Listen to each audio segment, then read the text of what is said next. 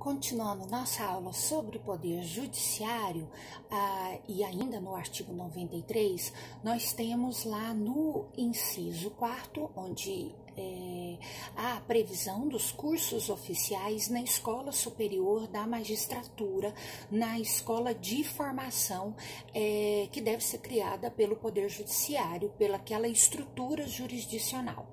O inciso 5º do artigo 93 fala sobre o parâmetro, o teto de subsídio dos magistrados. Então, o limite do subsídio dos magistrados. Artigo 93, inciso 6º, aposentadoria. Aposentadoria e pensão seguem as mesmas regras que qualquer servidor lá no artigo 40 da Constituição Federal. Tanto é que ele reporta ao artigo 40, onde traz essas regras previdenciárias. Residência dos magistrados, previsto lá no artigo 93, inciso 7º. O juiz ele tem que morar na comarca ao qual ele foi designado. Para que ele possa morar em outra comarca, a exceção é a autorização pelo Poder Judiciário. Então, se o Poder Judiciário autorizar que ele esteja residindo numa outra comarca, e isso é comum quando muitas vezes o magistrado ele assume duas comarcas sob sua responsabilidade. Então, fica difícil ele fixar domicílio nessas duas comarcas. Então, o próprio tribunal vai dar autorização para que esse magistrado possa estar residindo numa comarca diferente da qual ele está lotado. Artigo 93, inciso 8º, fala sobre remoção, disponibilidade e aposentadoria por interesse público. Então, o juiz, ele tem alguns benefícios, né? Ele possui aí garantias ao exercício da magistratura.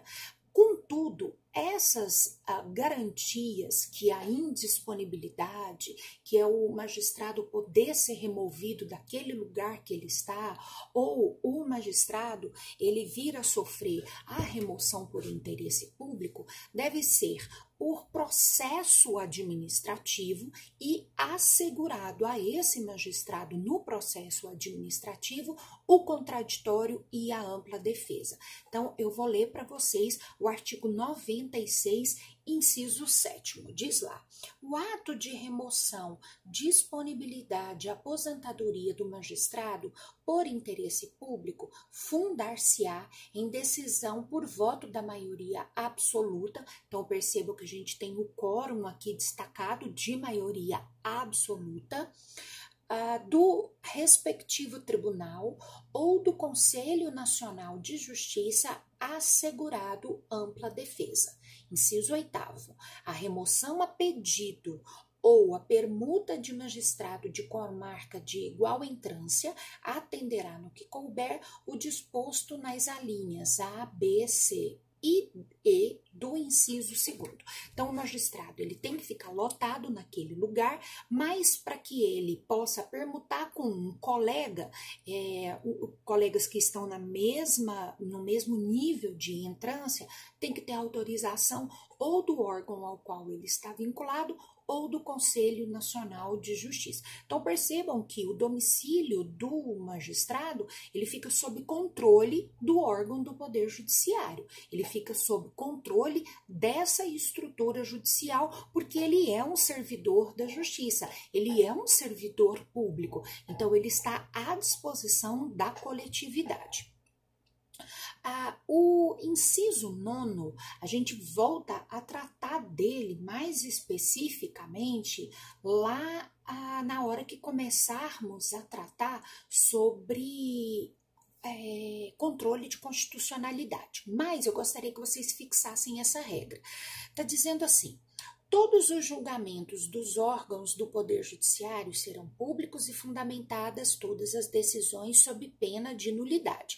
Vocês já viram isso lá tanto na teoria geral do processo, quanto o processo civil 1, processo penal 1, todas as decisões judiciais, elas precisam ser fundamentadas. O magistrado, ao tomar a sua decisão, ele deve fundamentá-la legalmente, ele deve trazer os subsídios jurisprudenciais que dão suporte à sua decisão e também, se oportuno se fizer, a colaboração doutrinária. Artigo 93, inciso 10. As decisões administrativas dos tribunais serão motivadas e em sessão pública, sendo as disciplinares tomadas por voto da maioria absoluta de seus membros. E sempre relembrando que decisões administrativas, assim como decisões judiciais, todo o processo no Brasil, ele está atrelado ao princípio da ampla defesa e do contraditório. Inciso 11, e aqui especificamente a gente precisa de fixar essa regra, porque ela é extremamente oportuna, assim como a fundamentação das decisões judiciais, o inciso 11 para o controle de constitucionalidade, que é o chamado órgão especial.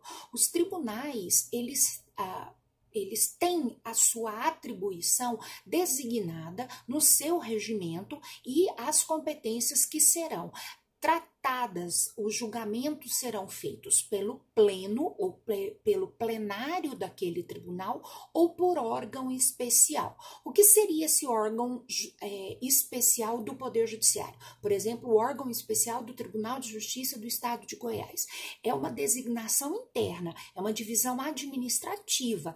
Então, o tribunal que tem um número específico de desembargadores, de juízes de segundo grau, ele pode criar esse chamado órgão especial. Não é um outro concurso. Designa a sua competência para ficar mais ágil e não sobrecarregar o pleno, não sobrecarregar o plenário. Então, a literalidade do artigo 93, inciso 11, diz: nos tribunais com número superior a 25 julgadores, então aquele tribunal tem que ter de 25 acima de desembargadores, poderá ser constituído órgão especial com o mínimo de 11 e o máximo de 25 membros para o exercício das atribuições administrativas e jurisdicionais delegadas da competência do Tribunal Pleno, provendo-se metade das vagas por antiguidade e a outra metade por eleição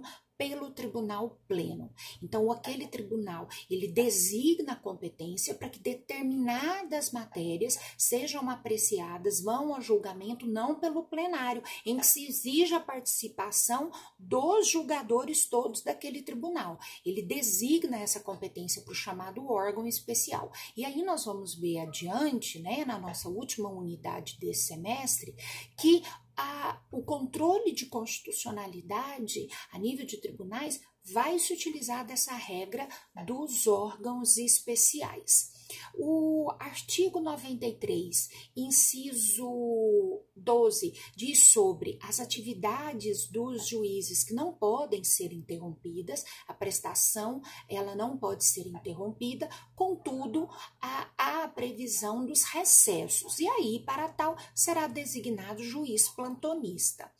O inciso 13 fala sobre o número de juízes daquela unidade, isso vai repercutir no número de demandas, no número populacional daquele estado e, óbvio, previsão orçamentária para qualquer concurso de contratação de novos magistrados ou novos servidores.